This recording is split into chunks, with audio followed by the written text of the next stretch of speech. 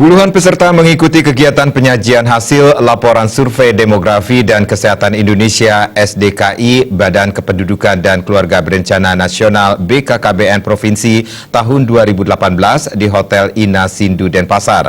SDKI adalah salah satu survei sosial kependudukan berkala yang mengumpulkan berbagai informasi berupa kelahiran, kematian, prevalensi KB, dan kesehatan khususnya reproduksi.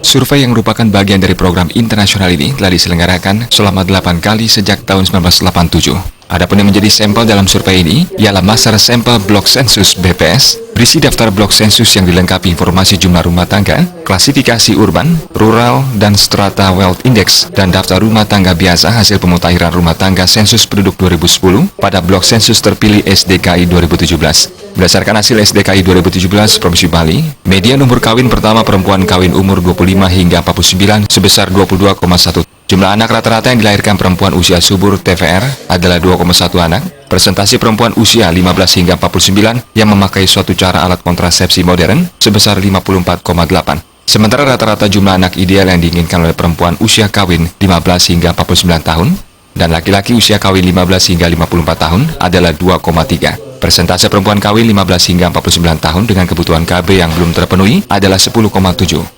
Menjarangkan kelahiran yang belum terpenuhi sebesar 2,6 dan untuk membatasi kelahiran sebesar 8,0.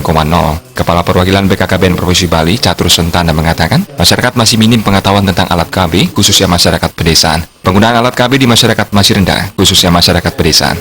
Mereka masih cenderung menggunakan alat cara KB tradisional. Hal ini disebabkan oleh kurangnya penyuluhan-penyuluhan kepada masyarakat tentang alat atau cara KB modern. Masyarakat berpikir bahwa menggunakan alat KB modern memiliki efek samping seperti membuat gemuk. Masyarakat harus diberikan penyuluhan-penyuluhan tentang alat cara KB modern yang dibuat berdasarkan penelitian medis. Jadi, alat KB modern tidak memiliki efek samping dan penggunaannya berdasarkan saran medis.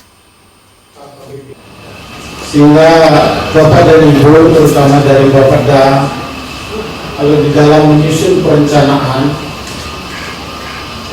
daerah termasuk substansi program kependudukan keluarga berencana dan pembangunan keluarga itu masih memungkinkan digunakan sebagai titik awal untuk memproyeksikan indikator-indikator yang akan dicapai dalam RPJMD-nya. Dan memang RPJMD ini tidak seragam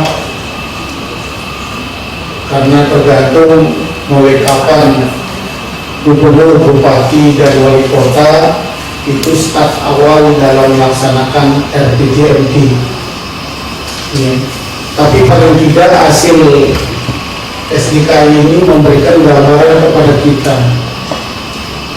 berhasilkah kita melaksanakan program KKBPK yang terintegrasi dengan berbagai program-program pembangunan. Nah, inilah yang nantinya akan menjawab pertanyaan itu.